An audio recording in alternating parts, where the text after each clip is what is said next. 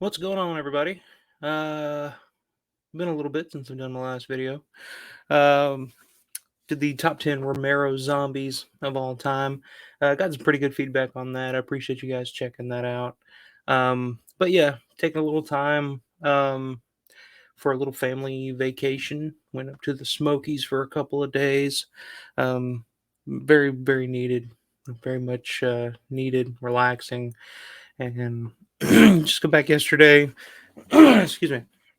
Just got back yesterday and back to work today. So just want to get on here. I got some stuff planned coming up soon here, but I wanted to first thing I wanted to do is I got this in the mail while we were gone over the weekend. I don't know if you can see my address and whatnot there, but if you want to send me stuff, that's perfectly fine. You're more than welcome to.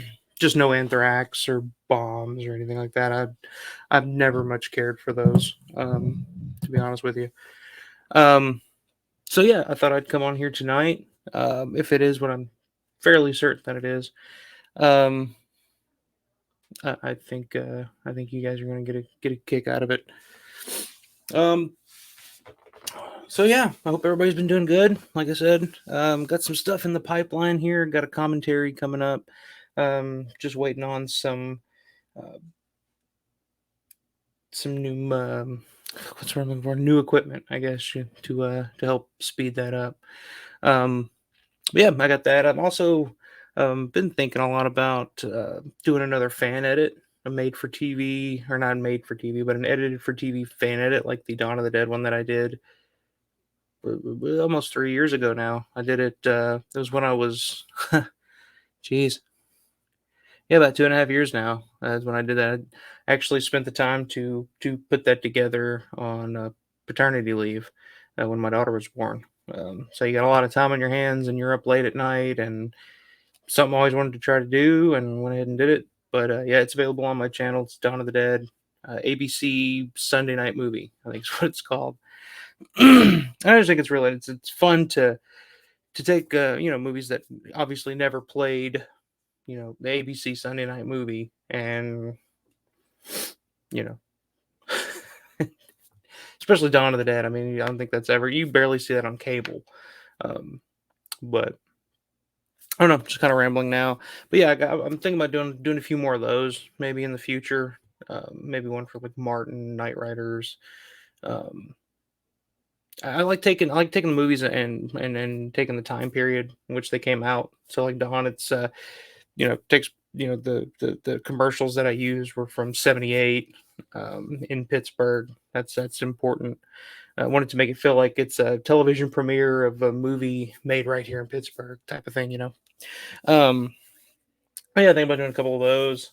Got another top 10 idea in mind. Probably going to do that here with it before the end of the month. And with Living Dead weekend coming up in June, um, it's really starting to get into convention season, starting to, so that's coming up. I mean, that's a little over a month away. They keep introducing guests. I know they just announced that Mike Gornick and Tasso Stravakis are going to be there again this year.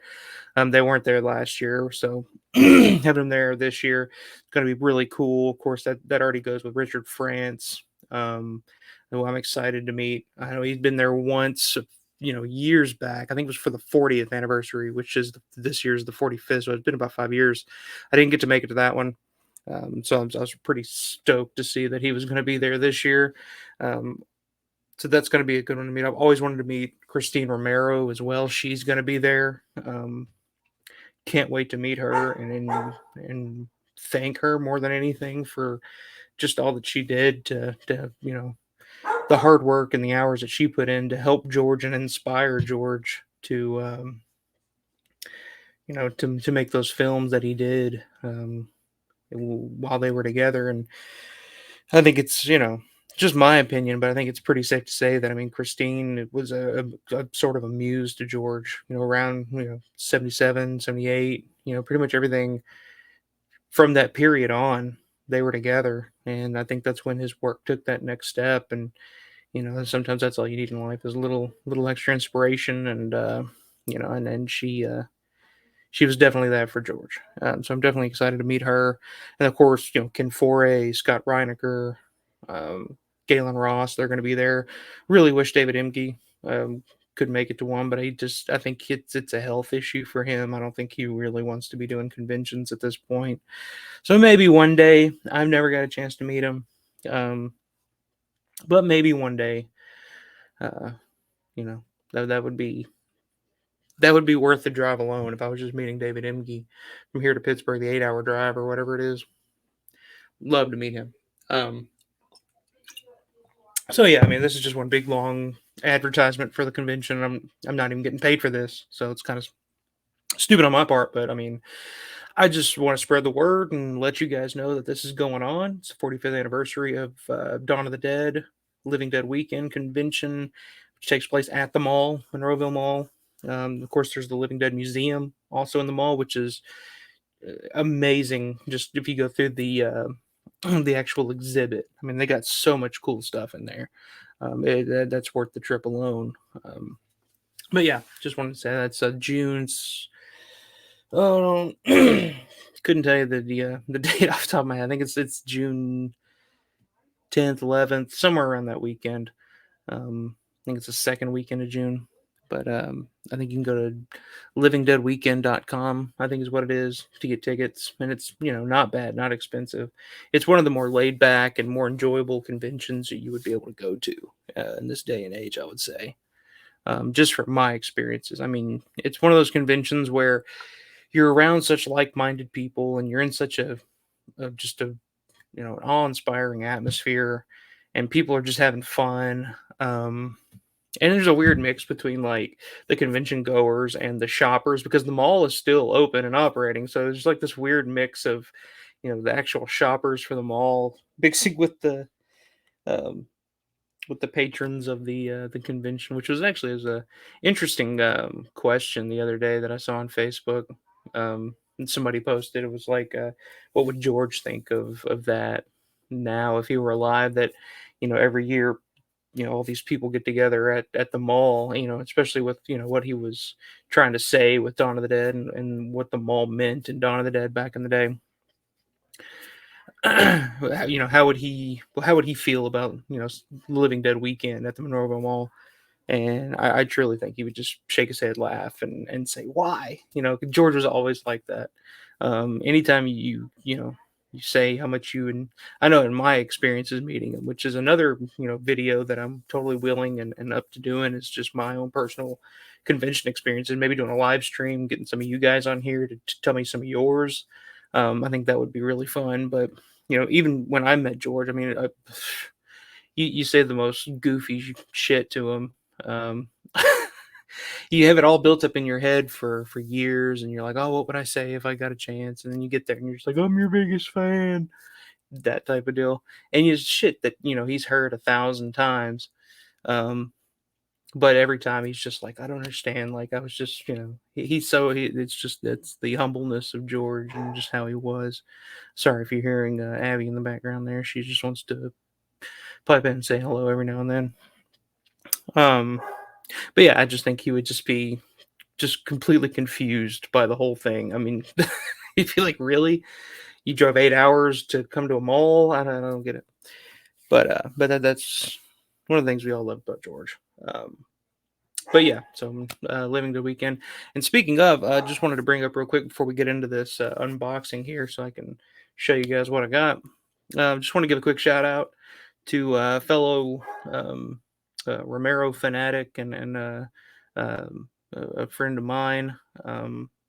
He's just kind of guy that you're you know uh, you're a friend with. Anytime you meet him, and if you love Romero, you'll get along.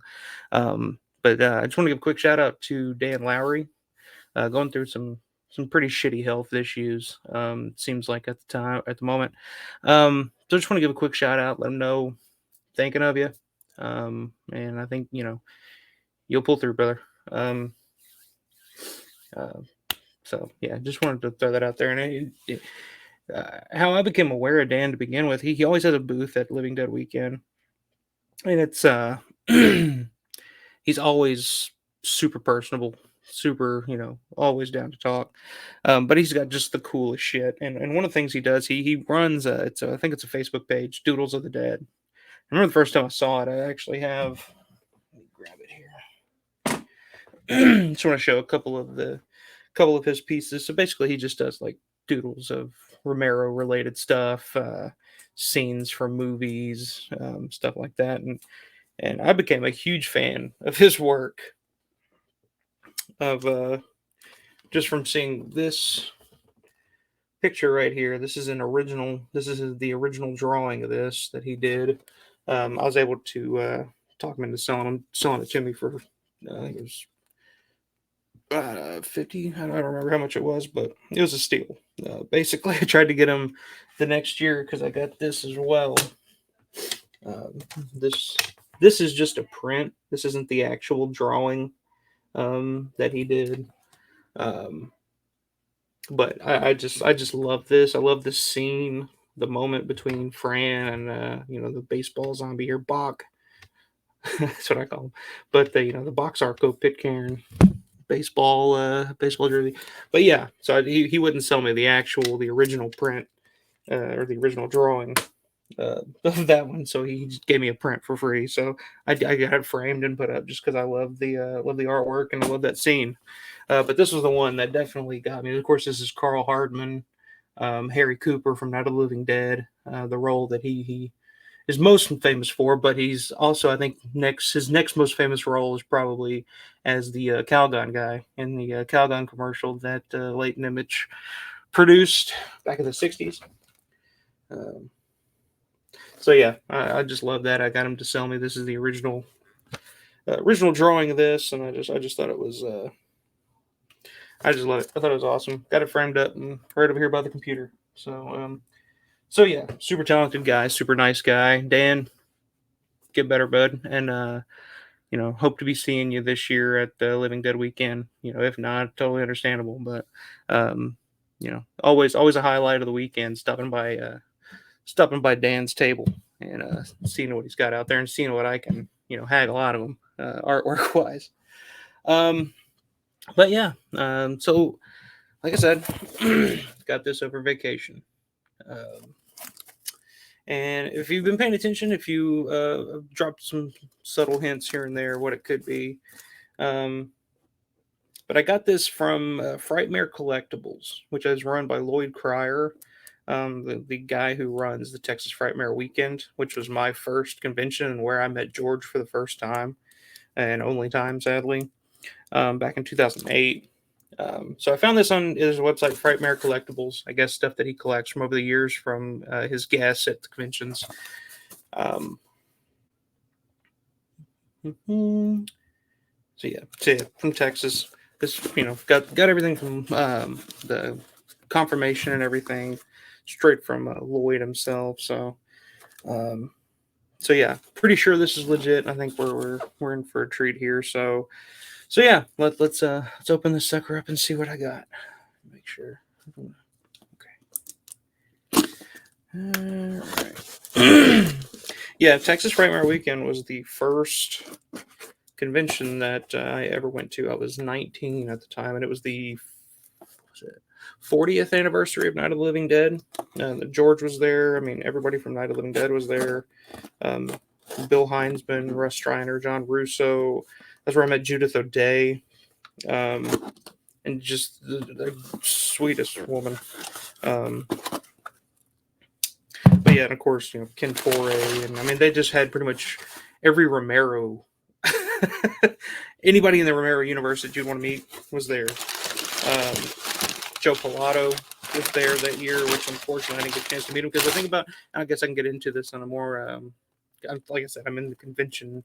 It's convention season and I'm in convention mode right now. But the thing about Joe Pilato is like I was 19 years old. This is the first time I'm meeting or seeing any of these people. I mean, it's like seeing, good Lord. It's like, holy shit. I remember pulling up and the first person I saw was Robert Joy, who was there from Land of the Dead. The guy who plays Charlie.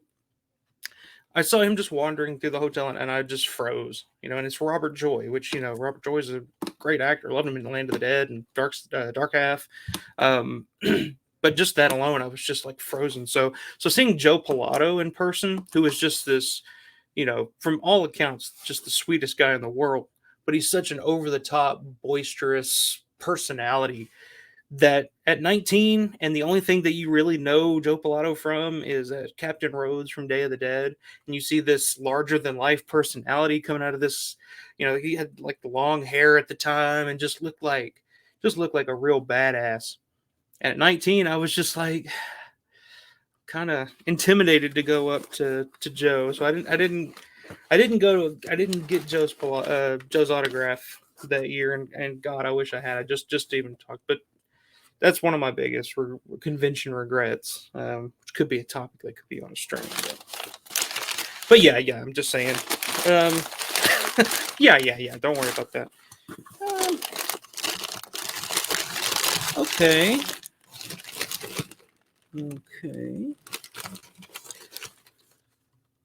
All right. Got a sticker. Frightmare Collectables. FrightmareCollectables.com. Pretty cool. And of course, we've got the tchotchkes here. Texas Frightmare Weekend 2023, which I don't think I'll be able to attend this year. Though John Carpenter is going to be there, and that's one guy that I would. John Carpenter and Sam Raimi, the same convention. I mean, Texas Frightmare Weekend is one of, if not the biggest, and maybe by all accounts, best conventions in the U.S. right now. So you got Sam Raimi, John Carpenter, Alex Winter, Keith David, David Morrissey. That's in the lineup. Yeah, I've never met John Carpenter. Absolutely love to. We're from the same neck of the woods. I'm from Western Kentucky, where he was born. I grew up right down the road from Western Kentucky University, and literally in the same town as the mental institution that apparently John Carpenter visited while he was going to Western Kentucky University. And he saw a kid there or something, and it gave him the idea for Michael Myers. So I tell people that I'm from the hometown of Michael Myers, because, of course, Western State or Western State Hospital is what it's called. Anyway, so yeah, Texas Frightmare Weekend. John Carpenter's going to be there. Fucking cool. All right. Now, Texas Frightmare Weekend 2008 that year. This guy was also there. Mr. Eugene Clark, Big Daddy from Land of the Dead. And this is a CD that I discovered that existed. It's Eugene Clark singing Love Letters As Long As I Give. Not as long as I live, as long as I give. Interesting.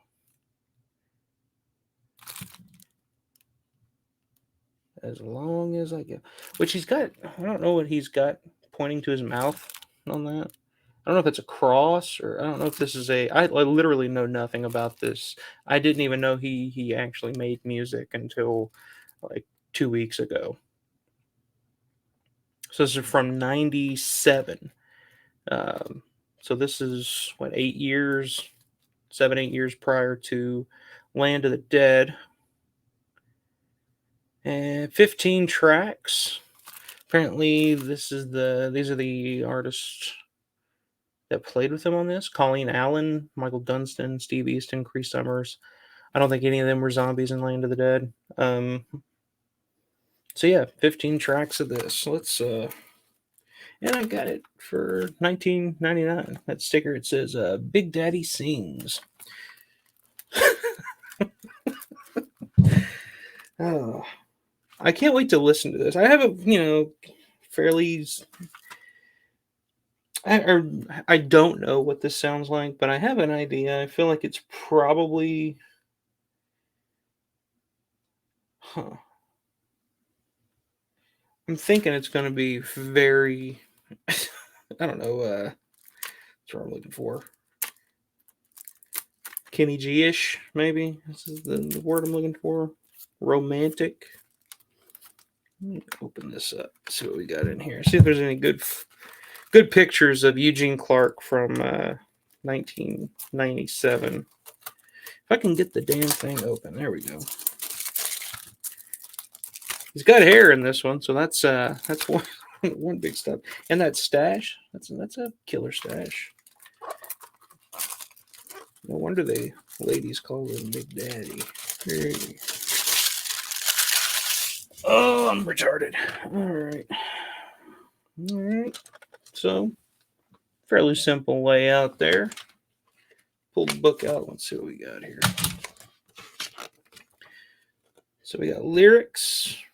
No photos. Okay, here's some liner notes. Might be interesting. Yeah. Let's see. Okay, Eugene Clark as well as, let's see. Let me start that over. Me. Okay. Eugene Clark is well known for his portrayal of Detective Colby Barnes in the Gemini award-winning dramatic series Night Heat, which I've never seen or heard of, which played in over 20 countries and for which he received a Gemini Award as Best Supporting Actor in a Dramatic Series. Other series in which he has co-starred include E&G, Sweating Bullets, Tech Wars, and Side Effects. I have heard of Tech Wars. And the only reason that I've heard of Tech Wars is because it used to follow Monday Night Raw back in like 95, and they had William Shatner on Monday Night Raw to promote Tech Wars with Jerry Lawler on the King's Court, and that's where William Shatner monkey flipped Jerry Lawler. And the greatest line is like Jerry Lawler says something to insult the crowd, and and William Shatner's like, "Don't insult these people. These people love Raw. These people love," and everybody, after Raw, everybody's like, "Yeah." And he's like, "These people love Tech Wars," and there's like a smattering of applause, like, yeah. So I guess he was in Tech Wars. I think that show ran for, I don't even know if it ran a full season, to be honest with you, because most of my childhood memories of watching wrestling on Monday Night Raw on Mondays is it was always followed by either Silk Stockings or La Femme Nikita or, shit like that. So I don't think Tech Wars lasted very long. But Eugene Clark apparently was in that. Let's see, during 1984, distressed by television footage of Africa's young famine victims, Eugene sat down and wrote the lyrics, melody, and chorus to Letter from a Concerned Citizen, Starvation in Africa. That's a pretty it's a pretty straight to the point fucking title. This song was selected by the Canadian Red Cross to use a national public service announcement on television and radio to help raise funds for the Canadian Red Cross's relief efforts in Africa.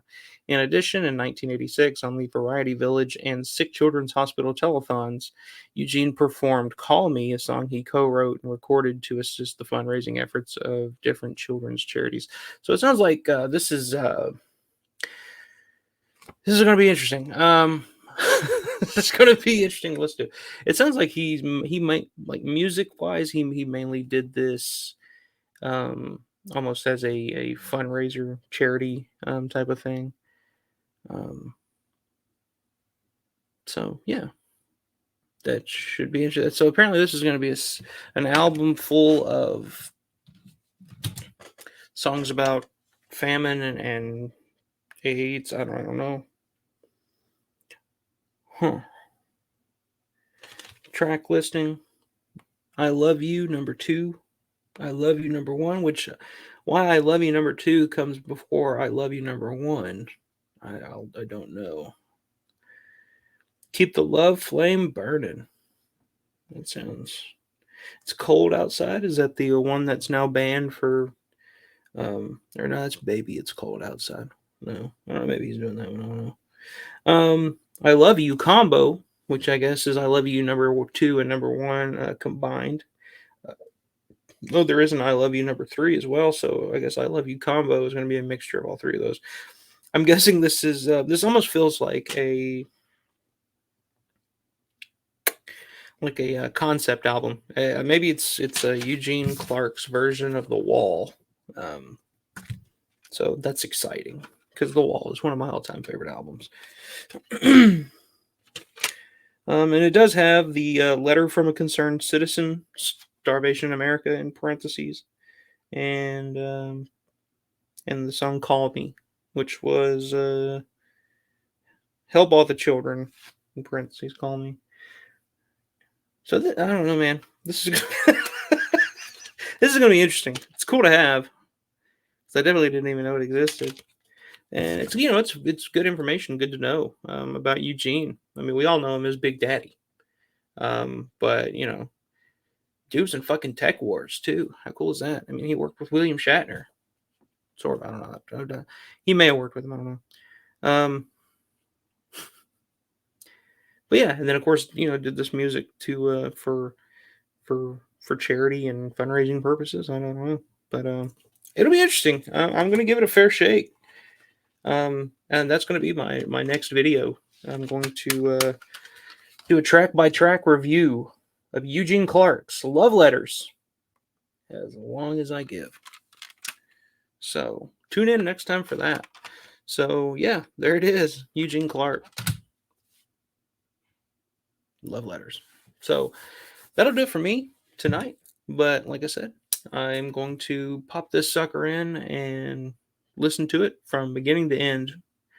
No matter, and this is not a knock against him, but no matter how painful and tedious it may be, you guys deserve a real review of this album.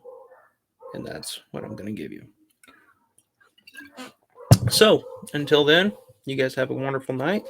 And I'm about to get into some love letters. So have a wonderful night. And as always, stay scared.